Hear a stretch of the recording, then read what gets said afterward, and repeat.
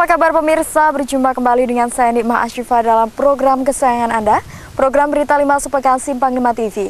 Berita 5 Sepekan akan menghadirkan beragam cuplikan berita pilihan redaksi Simpang 5 TV yang diambil langsung dari Berita 5 selama 1 pekan terakhir. Selama 60 menit ke depan saya akan menemani Anda dan inilah Berita 5 Sepekan selengkapnya. Seperti biasa pemirsa, selain menghadirkan beragam cuplikan berita pilihan redaksi Simpang 5 TV, Berita 5 Sepekan juga akan mengajak Anda untuk mengupas hal-hal menarik yang ada di Kabupaten Pati dan sekitarnya. Dan pada kesempatan kali ini pemirsa, saya akan mengajak Anda untuk melihat eksotisnya Kabupaten Pati. Hal itu dapat terlihat pemirsa di sini, di Kabupaten Pati, khususnya di daerah Banyu Urip, Kecamatan Margorejo, Kabupaten Pati. Pemirsa, sebelum saya mengajak Anda untuk melihat keindahan wilayah yang ada di Desa Banyu Urip ini, terlebih dulu mari kita saksikan cuplikan berita pilihan redaksi Simpang 5 TV, khusus hari Senin dan juga Selasa. Senin sore telah terjadi kecelakaan yang menewaskan seorang pengamen secara mengenaskan. Tepatnya terjadi di jalur Lingkar Pati. Bermula dari menumpang sebuah truk dan ketika pengamen tersebut turun dari truk dengan ceroboh, naas baru menginjakkan kaki di jalan Lingkar, seorang pengamen ini langsung dilindas truk yang baru saja ditumpangi. Edi Wibowo, Satuan Patroli dan Pengawalan Polres Pati mengatakan, setibanya melakukan pengawalan dari Polda, dirinya melihat ada kecelakaan naas tersebut. Sontak saja ia langsung berhenti guna melakukan proses penyidikan. Ini kan sedang ada kecelakaan ya di jalur Pantura. Tepatnya di mana ini, Dan?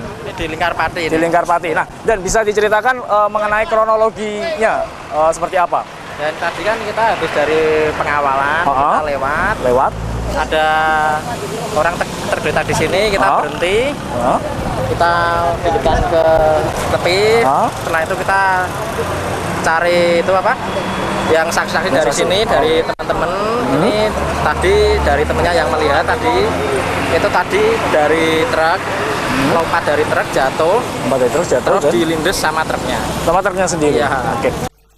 Sementara truk yang telah melindas seorang pengamen ini pergi meninggalkan tempat kejadian. Adanya kejadian naas ini menjadikan pembelajaran penting bagi anak jalanan yang kerap menumpang truk ataupun mobil terbuka. Oksan Nurajai, Simpang 5 TV melaporkan.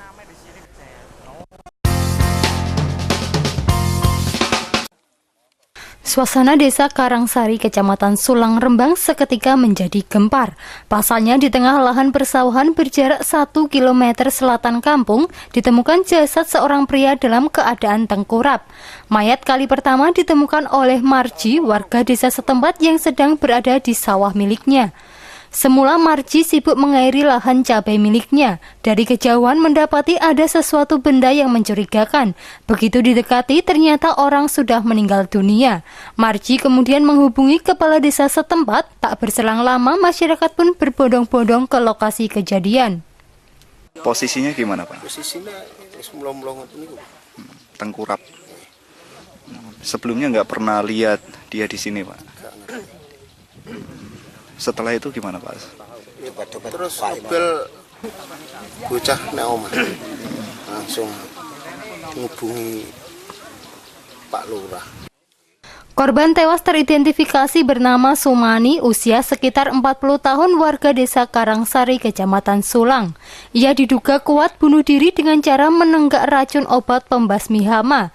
Tak jauh dari jenazah, warga menemukan 4 botol obat pembasmi hama, dompet berisi uang Rp516.000 dan sepeda motor Honda Beat milik korban. Selama ini Sumani dikenal sebagai sosok pendiam. Korban beberapa kali pernah menggeluti bisnis namun gulung tikar. Lambat laun kondisi kejiwaannya tertekan dan pernah pula dibawa ke rumah sakit jiwa hingga keadaannya membaik. Bahkan dirinya sempat merantau hingga ke Kalimantan. Selang sehari pulang dari Kalimantan, korban justru nekat mengakhiri hidupnya dengan cara yang tragis. Warga memergoki korban keluar rumah dengan naik sepeda motor pada Sabtu malam. Kemudian jasadnya ditemukan pada Minggu pagi.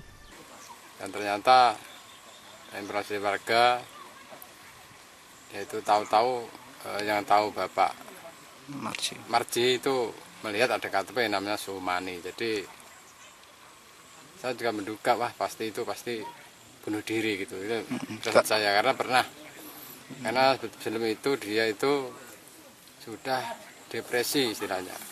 Gimana? Pernah mau bunuh diri juga? Iya pernah. Bahkan kakak sendiri yang namanya Pak Jan itu kan pernah diomongi. Ini Kak Sarong ini yang pernah mau saya pakai bunuh diri di Sumberan, tapi nggak jadi. Nah ternyata baru terjadi kali ini juga istilahnya betul-betul di Sumberan ini adalah namanya Tegal Sumberan namanya. Seusai diperiksa oleh dokter dan aparat kepolisian, jasad korban selanjutnya dievakuasi menuju rumah duka. Almarhum meninggalkan seorang istri dan 2 orang anak. Aris Kurniawan, Simpang 5 TV melaporkan.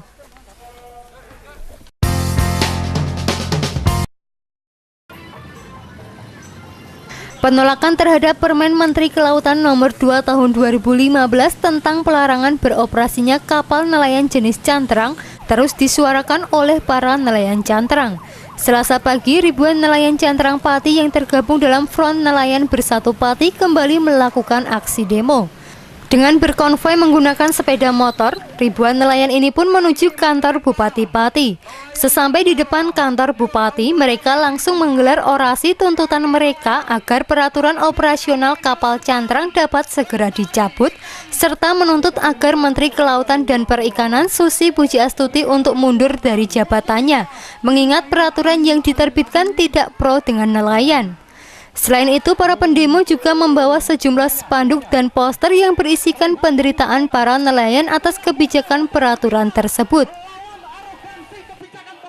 Rasmijan, Ketua HNSI atau Himpunan Nelayan Seluruh Indonesia mengatakan, kebijakan tersebut harus segera dicabut karena dinilai menyengsarakan para nelayan di seluruh Indonesia. Tak hanya nelayan saja, namun juga para pelaku usaha pengolahan ikan. Itu kan dari nelayan ya. Kebijakannya Susi harus dicabut. Kalaupun bisa dicabut, Susi harus turun. Itu aja. Karena kebijakan itu sangat-sangat menyengsarakan nelayan seluruh Indonesia. Bukan hanya nelayan saja, bukan hanya nelayan perikanan tangkap saja, bahkan perikanan budidaya pun juga termasuk kena imbasnya. Apalagi pengusaha, tenaga kerja dan sebagainya. Terus perusahaan-perusahaan yang menyangkut bahan bakunya dari nelayan kita ini semua mati. Contoh, perizinan tidak bisa dikeluarkan. Kapal baru-baru yang sudah jadi tidak bisa berangkat karena perizinan tidak bisa direalisasikan. Terlebih tak bisa keluarnya perizinan beroperasi kapal cantrang membuat para pengusaha terancam gulung tikar, mengingat kapal-kapal tersebut hanya bisa tertambat di pelabuhan. Apalagi adanya peraturan pemberian transisi yang hanya sampai pada Desember 2016, sehingga kapal-kapal cantrang yang ada terancam tak mendapatkan tempat dan para nelayan cantrang kebingungan akan dikemanakan kapal-kapal cantrang tersebut. Aris Kurniawan, Simpang 5 TV melaporkan.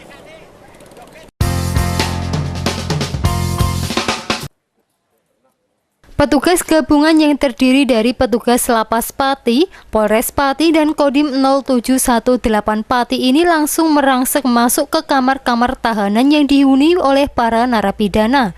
Petugas pun langsung memeriksa satu persatu tahanan guna menemukan benda-benda terlarang. Tak hanya itu, petugas menyisir seluruh isi ruangan kamar serta barang-barang milik napi hingga alas tidur. Razia tersebut dilakukan guna mengantisipasi hal-hal yang tak diinginkan pasca insiden kerusuhan yang mengakibatkan terbakarnya Lapas Bengkulu hingga menewaskan 5 narapidana saat petugas hendak melakukan penggeledahan narkoba yang diindikasi masih ada transaksi di Lapas Bengkulu. Selain memeriksa kamar tahanan pria, petugas pun melakukan razia di kamar narapidana wanita. Supriyadi, Kasih Pembinaan Lapas Pati mengatakan, razia tersebut guna mengantisipasi serta memutus rantai jaringan peredaran narkoba yang dimungkinkan ada di Lapas Pati. Narapidana yang khusus narkoba sendiri berapa Pak di Pati, Pak? Sampai saat ini 56 orang, Mas. Ya, di blok mana itu, Pak? Blok C ini. Ya. Pak, kalau yang dirazia ini blok C atau semua blok? Semua blok. Jadi blok pidana umum dan pidana khusus. Sasarannya mungkin apa, Pak? Sasarannya kalau yaitu tadi mencari barang-barang terlarang kalau ada. Apa saja mungkin bisa disebutkan, Pak? Narkoba, alatnya ataupun handphone, Mas. Hasil, Pak, dari hasil razia belum. Ini baru dilaksanakan hasilnya. Apa aja untuk yang Nanti dilarang? kalau sudah selesai hasilnya akan kami musnahkan Mas biasanya gitu. Sementara itu, AKP Amlis Caniago yang memimpin jalannya razia mengatakan, guna menekan tingginya kasus peredaran narkoba yang terjadi di lapas di berbagai daerah, dalam operasi Bersinar Candi atau Bersih Narkoba Candi, pihaknya sengaja meningkatkan razia, agar upaya tersebut tak hanya bersifat sementara, namun juga sebagai langkah efek jera bagi pelaku penyalahgunaan narkoba. Selain narkoba, sasaran juga ditujukan pada senjata tajam dan senjata api. Dengan sasaran sesuai dengan operasi kepolisian terpusat sekarang dengan Candi Bersinar Candi yang dilaksanakan, sehingga saat ini kita sedang melaksanakan operasi kegiatan Bersinar Candi di Lapas Pati. Selain narkoba mungkin sasarannya seperti apa aja, Pak?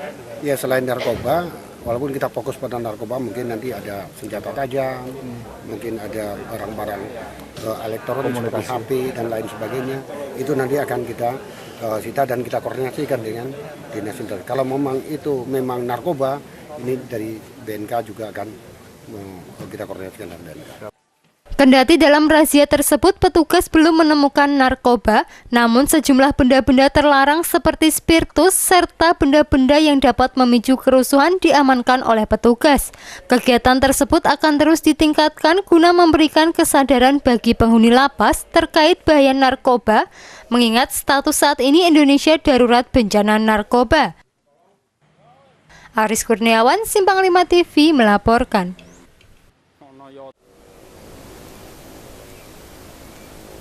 Ya pemirsa, itulah tadi cuplikan berita edisi hari Senin dan Selasa. Pemirsa, saya merasa sangat beruntung sekali karena pada kesempatan kali ini saya dapat berkunjung ke Desa Banyu Urip untuk melihat indahnya Kabupaten Pati dari sini pemirsa. Saat ini pemirsa, di sebelah timur Desa Banyu Urip ini dapat dilihat indahnya kota Kabupaten Pati atau pusat kota Kabupaten Pati pemirsa. Dan juga pemandangan yang luar biasa. Di atas langit ada banyak sekali awan yang membentuk keindahan tersendiri. Dari sini dapat dilukiskan betapa eksotisnya. Pemirsa mungkin bisa mencobanya sendiri untuk datang ke sini. Dan di samping kanan kiri saya ini pemirsa, secara langsung ada banyak sekali tumbuhan singkong milik petani Desa Banyu Urip ini. Dapat Anda lihat pula pemirsa di sini selain ada singkong, juga ada banyak sekali tumbuhan yang rimbun, buah-buahan di sebelah sana. Karena letaknya yang mungkin jauh, jadi terlihat agak samar-samar pemirsa. Kita akan kupas lebih banyak lagi pemirsa setelah cuplikan pariwara berikut ini.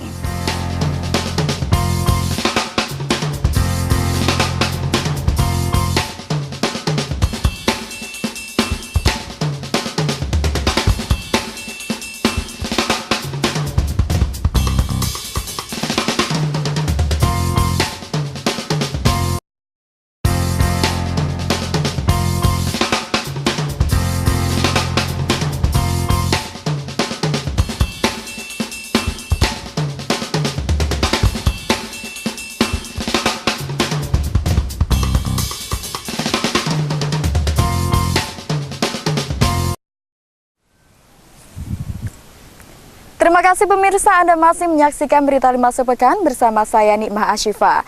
Pemirsa, saat ini saya berada langsung di tengah-tengah hamparan pohon singkong. Dapat Anda ketahui pemirsa, pohon singkong sendiri merupakan salah satu tanaman favorit Kabupaten Pati.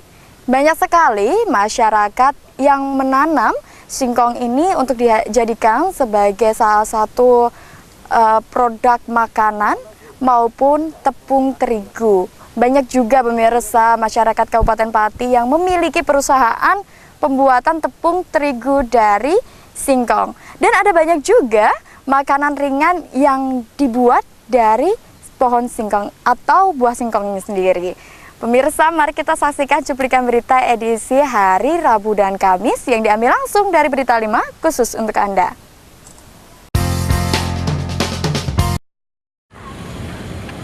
Sebanyak 5 kecamatan di Kabupaten Pati menjadi sorotan lantaran pertumbuhan angka wabah HIV atau AIDS dalam kondisi siaga.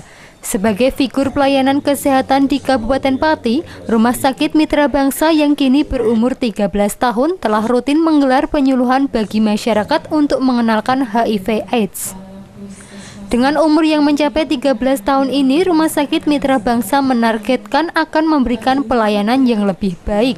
Salah satunya memberikan penyuluhan HIV atau AIDS secara khusus dengan menghadirkan narasumber yang berkompeten di bidang kesehatan. Erna Hirawati, Kepala Humas Rumah Sakit Mitra Bangsa Pati mengatakan, penyuluhan HIV/AIDS ini dalam rangka memperingati hari ulang tahun ke-13 Rumah Sakit Mitra Bangsa Pati. Mereka memberikan informasi khusus kepada para kader WPA untuk dapat menangani HIV/AIDS. Hari ini Rumah Sakit Mitra Bangsa bersama dengan kantor Kecamatan Tayu, hari ini dalam rangka hari ulang tahun Rumah Sakit Mitra Bangsa yang ke-13, kami dari Rumah Sakit Mitra Bangsa mengajak kader dari Pokja Kesra, khususnya di Kecamatan Tayu di 21 desa, kita memberikan penyuluhan mengenai HIV/AIDS. Khususnya hari ini kita memberikan satu materi penyuluhan HIV/AIDS yang dinarasumber oleh Dr. Ratih Kumalasari. Beliau adalah dokter umum Rumah Sakit Mitra Bangsa Pati, dan hari ini khusus di kantor Kecamatan Tayu kita bisa memberikan informasi khusus, baik bentuk secara medis maupun bentuk secara psikologis. Kita bisa memberikan informasi kepada kader-kader WPA khususnya menangani HIV dan AIDS ini. Selain mengedukasi mengenai HIV ataupun AIDS, pada kesempatan ini Rumah Sakit Mitra Bangsa mengajarkan bahwa senam dapat memacu semangat dalam beraktivitas. Selamat ulang tahun yang ke-13 tahun Rumah Sakit Mitra Bangsa Pati. Oksan Nurajai, Simpang 5 TV melaporkan.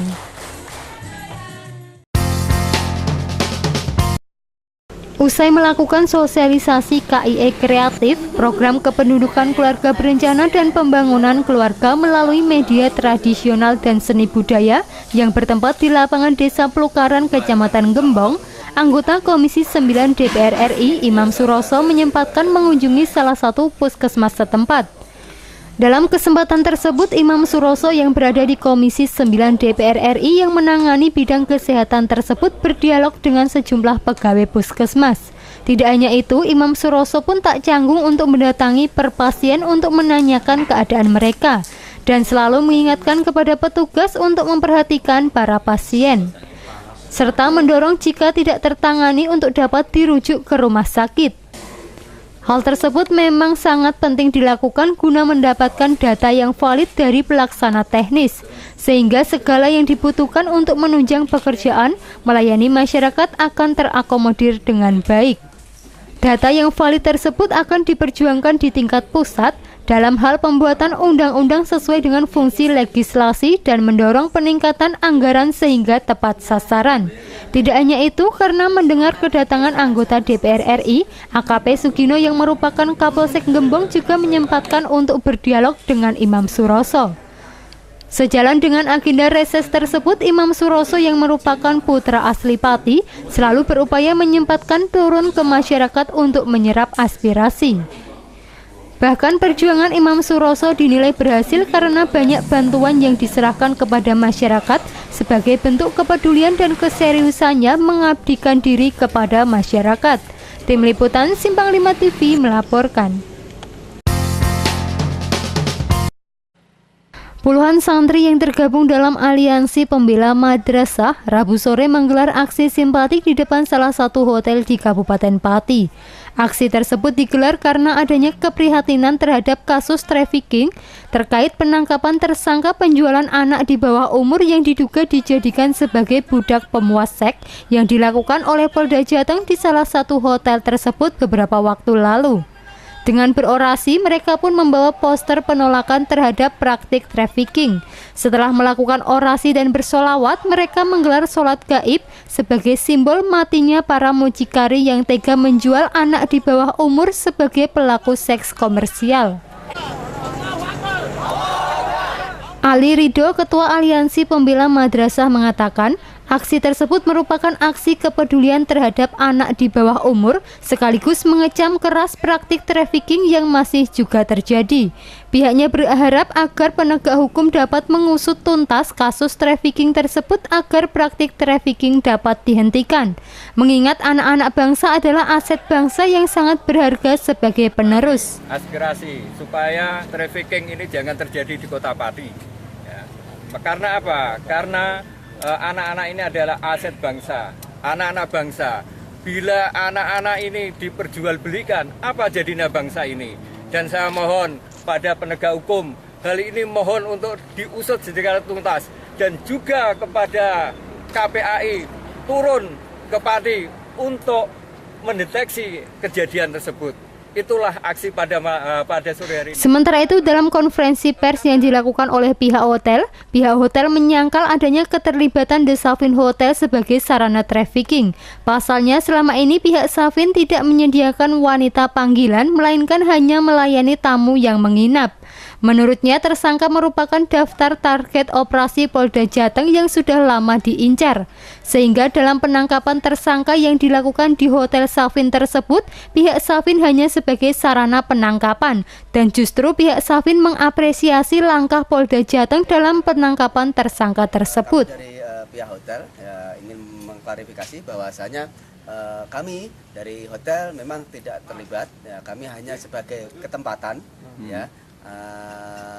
untuk kasus atau situasi keadaan tersebut. Itu sudah dari TO atau gimana? Oke ya, jadi sebenarnya ini adalah sudah direncanakan oleh pihak kepolisian untuk menangkap tersangka ya, menangkap tersangka yang memang sudah menjadi TO ya. Dan TO itu sudah terjadi dari mulai Desember ya sampai terakhir penangkapan di beberapa hari yang lalu. Oke. Terus dan itu memang sudah direncanakan jauh-jauh hari, dan Hotel Savin sebagai ketempatan untuk tempat penangkapan dari tersangka tersebut. Kronologi yang menyebabkan gejolak masyarakat atas kasus trafficking ini berawal dari adanya penangkapan tersangka penjualan anak di bawah umur yang dijadikan sebagai pekerja seks komersial yang dilakukan oleh Polda Jateng di Hotel Savin. Sehingga pihak hotel meluruskan dalam kejadian tersebut pihak Savin hanya sebagai korban karena proses penangkapan ada di hotel tersebut. Aris Kurniawan, Simpang 5 TV melaporkan.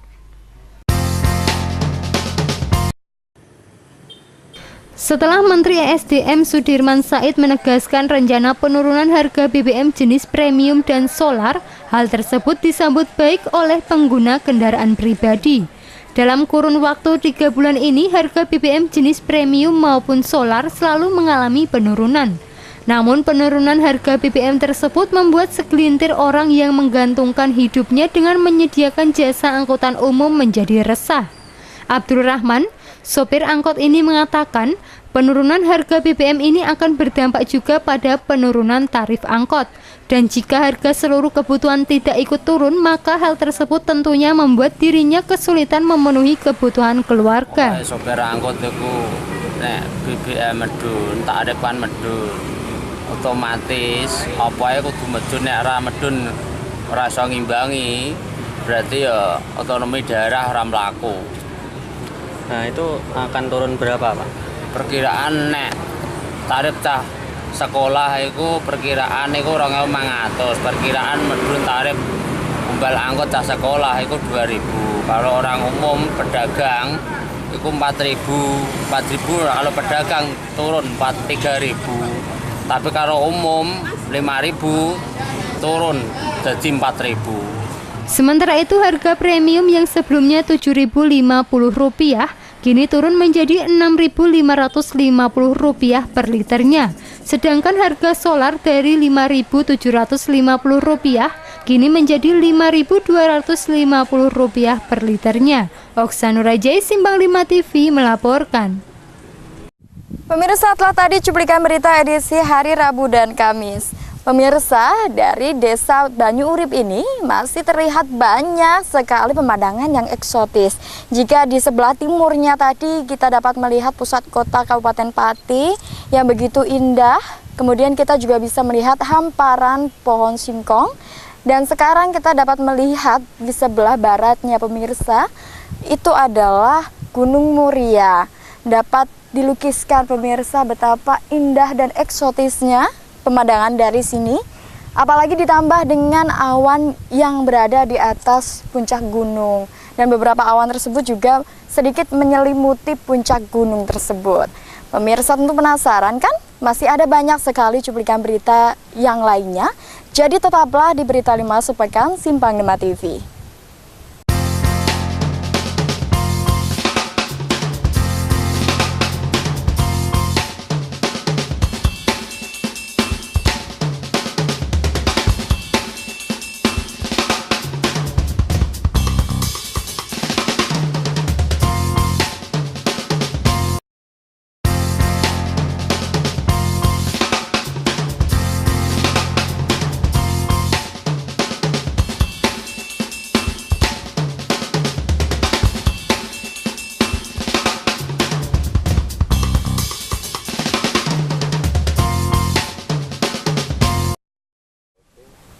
Terima kasih pemirsa, Anda masih menyaksikan Berita 5 Sepekan Simpang 5 TV. Pemirsa, jika Anda membutuhkan waktu liburan atau membutuhkan tempat yang cocok untuk refreshing, Anda dapat mengunjungi Desa Banyu Urip ini pemirsa untuk sekedar berolahraga, menghirup udara segar di sini. Seperti saya pemirsa, setelah seharian menghabiskan aktivitas di ruang kerja, dengan melihat pemandangan yang begitu indahnya di Banyu Urip ini, saya merasa terhibur dan merasa refresh pikirannya pemirsa. Mungkin ini juga bisa Anda lakukan bersama dengan keluarga tercinta tentunya. Pemirsa, mari kita saksikan dulu cuplikan berita edisi hari Jumat dan Sabtu yang diambil langsung dari Berita 5 khusus untuk Anda.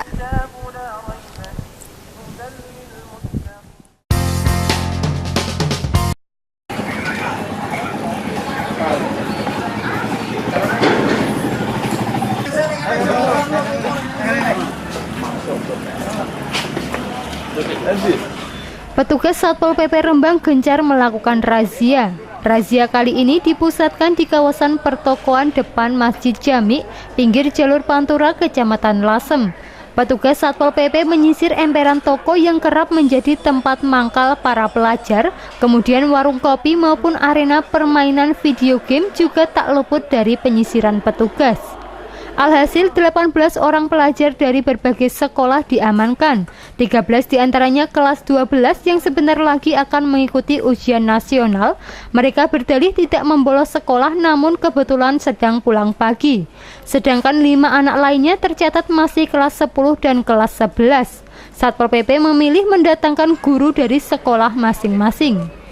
Ketika guru datang ke lokasi razia sempat merasa emosi karena salah satu pelajar membolos terkenal membandel. Berulang kali sudah diingatkan pihak sekolah namun tak dipedulikan. Sekolah sebenarnya meminta walaupun siswa pulang pagi tetap harus langsung pulang ke rumah masing-masing. Apalagi menjelang ujian nasional mereka harus mematangkan persiapan. 17 pokoknya yang pakai baju batik kotak-kotak ini pulang pagi. Sementara yang lain itu kan macam-macam, ada yang dari MAN, ada yang dari MANU, ada yang dari SMK. Yang lainnya memang kemungkinan belum pulang pagi. Kalau yang ini tambahan mata pelajaran yang diujikan memang pulang pagi. Tapi harapannya menjelang ujian ya tetap pulang, persiapan lebih baik gitu Pak? Iya, harapannya iya. Kami sudah memperingatkan berkali-kali untuk pulang dulu, silakan main untuk ganti baju. Tapi ya namanya anak-anak, ada yang pulang, ada yang enggak. Petugas Satpol PP juga memberikan hukuman untuk menyanyikan lagu Indonesia Raya dan menghafalkan Pancasila. Namun sungguh ironis, beberapa siswa tidak mampu menjalankan hukuman tersebut. Padahal lagu dan teks Pancasila tersebut selalu dinyanyikan dan dibacakan para siswa tiap upacara hari Senin. Seusai pendataan, belasan siswa kelas 12 diperbolehkan untuk pulang, khusus kelas 10 dan 11 sebanyak 5 anak yang terbukti membolos, selanjutnya dibawa ke kantor Satpol PP Rembang. Upaya tersebut mendapatkan dukungan dari masyarakat yang kebetulan memadati sekitar kompleks pertokoan. Yang NU banyak, ada kelas 3 kurang lebih 18, dan yang kelas 1 3 yang dari Aliyah Negeri Lasem juga ada 2. Pak, tadi gurunya juga dipanggil, Pak? Oh, betul sekali, karena juga biar mengetahui anak tersebut betul-betul itu anak siswa dari situ apa enggak, karena yang tahu persis juga dari Bapak pengajar. Menurut rencana, orang tua murid akan dipanggil ke kantor Satpol PP agar ikut meningkatkan pengawasan. Jangan sampai anak berpamitan sekolah dan orang tua sudah bekerja keras membiayai, tapi justru siswa dengan santai membolos tanpa alasan yang jelas. Sehingga hal tersebut merugikan orang tua maupun siswa itu sendiri. Aris Kurniawan, Simpang 5 TV melaporkan.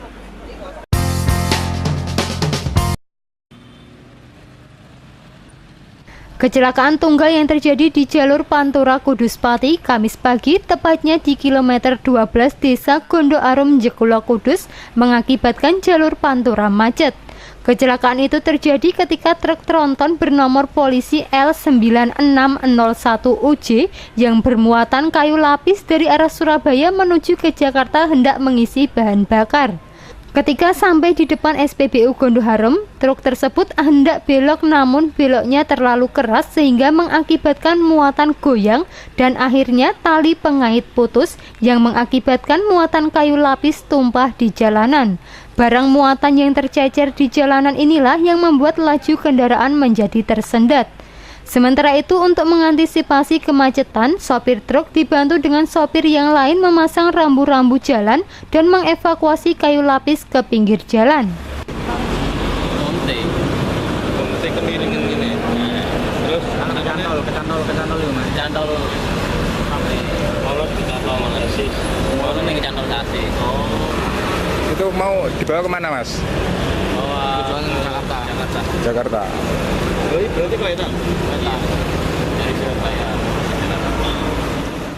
Saksi mata sekaligus petugas SPBU mengatakan kecelakaan itu bermula saat truk akan belok namun ada sesuatu yang menyangkut di bak truk sehingga truk tidak bisa jalan. Untuk membantu truk itu masuk ke area SPBU, truk yang lain mendorong dari belakang. Karena terlalu keras dorongan mengakibatkan tali pengait kayu putus dan muatan jatuh di jalan.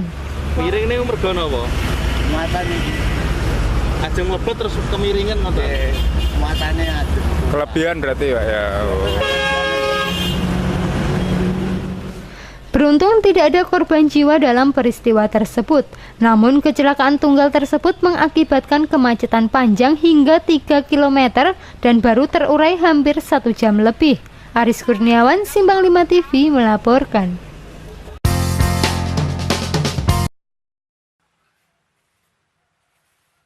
Ratusan ekor ayam kampung milik warga Dukuh Kerajaan Desa Pakis, Kecamatan Tayu yang mati mendadak terindikasi terjangkit virus flu burung H5N1. Sebelum ditemukan mati, tidak ada tanda-tanda penyakit parah pada ayam-ayam tersebut. Hanya saja awalnya ratusan ayam milik warga di sekitar rumahnya mati dengan ciri kepala dan kaki bengkak dan berwarna kebiru-biruan. Dalam catatan Ali Kamdan, salah satu warga peternak ayam kampung yang juga merupakan perangkat desa setempat, sedikitnya ada 106 ekor ayam milik warga mati mendadak dalam sepekan terakhir. Karena khawatir akan menular, warga pun memberanikan diri melaporkan ke Dispertanak Kabupaten Pati. Dari laporan tersebut akhirnya tim pun diterjunkan untuk membawa sampel darah untuk diperiksa. Benar saja dari hasil pemeriksaan dinyatakan ciri-ciri kematian ayam ada indikasi kuat terjangkit flu burung. Dengan kejadian tersebut ia mengaku belum berani untuk memelihara ayam kampung lagi. Dirinya bersyukur kejadian tersebut segera mendapatkan penanganan karena dirinya khawatir bila positif flu burung akan menular ke manusia. Saat ini warga hanya bisa berupaya semaksimal mungkin dengan cara menyemprotkan cairan desinfektan ke kandang ternak. Kejadiannya di situ tetangga saya punya tetangga terus mati mendadak. Begitu mati mendadak saya periksa itu kelihatan wajahnya itu bengkak. Terus kebiruan kakinya bengkak kebiruan, terus langsung saya lapor ke BPP teruskan ke Distana langsung terjun hari itu juga. Hari Minggu dari Jogja juga langsung ke sini, ada tim, terus hasilnya katanya sih positif. Ya. Setelah dari positif HI, dari Jogja datang, tanggapi Pak Menteri, terus kemarin hari Rabu, itu datang dari Dirjen Kementan ke sini. Ya, Berapa ekor Pak yang mati Pak? Ya sekitar 106 untuk lokasi sini. Lokasi sini 106. Langkah yang dilakukan jenengan Pak mungkin Pak? Ya itu sementara kami mengadakan penyemprotan, ya, swadaya, minta disinfektan dari pertanian untuk kami semprotkan. Akibat kematian ratusan unggas di desa tersebut, kerugian ditaksir mencapai hingga puluhan juta rupiah. Warga pun berharap dengan penanganan yang sesegera mungkin dan semaksimal mungkin tersebut dapat membersihkan lingkungan dari virus flu burung. Baru setelah lingkungan benar-benar steril dan didukung dengan cuaca yang stabil, warga bersedia untuk memelihara unggas kembali. Aris Kurniawan, Simpang 5 TV melaporkan.